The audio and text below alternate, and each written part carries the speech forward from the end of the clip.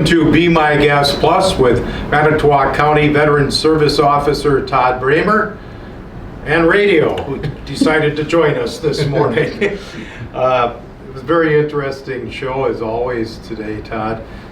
One of the things we talked about I think is very important is if a veteran has to go to an emergency room. Yes, there's a few reminders that a veteran should keep in mind, or the family of the veteran, depending on what the emergency situation is that the VA needs to be notified within 72 hours of the emergency room attendance if the family or the veteran is assuming or expecting the VA to pay. And the biggest thing to remember is that there is never a guarantee that the VA is going to pay.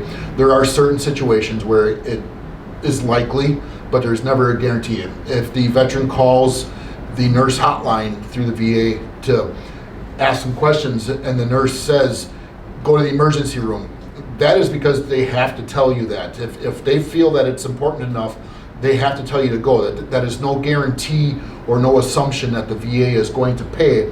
The other thing is make sure that when the billing is done that it's coded as an emergency room necessity, not just a walk-in or general care. It needs to be emergency room, the 72-hour rule, and make sure that the VA is billed, not community care, not choice care, not any of the programs that don't exist anymore.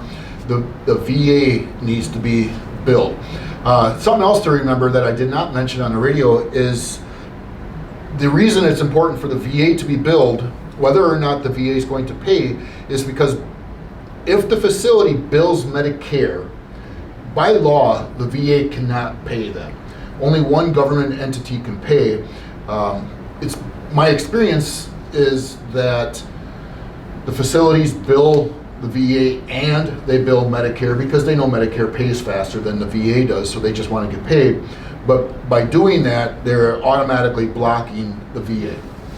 So then what we end up having to do at times is advising the veteran or the family of the veteran to inform the facility that they need to return Medicare's payment and then bill the VA if the VA should be billed.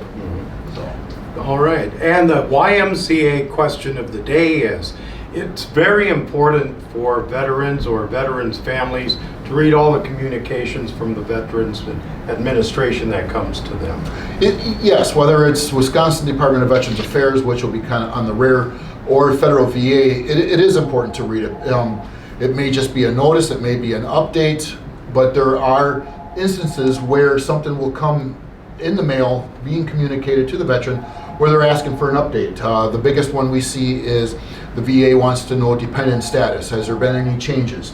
And if the veteran just assumes there's been no changes, so I'm going to file it, if the VA does not hear back in regards to that, they will assume just the opposite, that there are no longer dependents, and the benefits that are being received from those dependents will cease.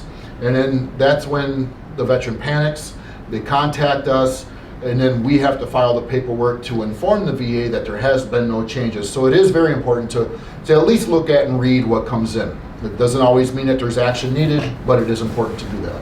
Thank you so much, Todd, Yeah, and we'll talk to you soon. Sounds good. And if you'd like to hear the whole podcast, go to WOMTradio.com, the podcast section. For Be My Guest Plus, I'm Lee Douglas.